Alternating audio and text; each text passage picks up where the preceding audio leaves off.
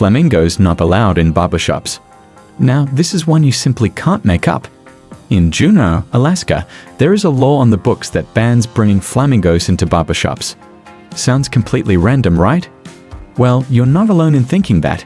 Just how this law came to be remains a mystery, but one thing is for sure, it's one of the most bizarre rules in the state.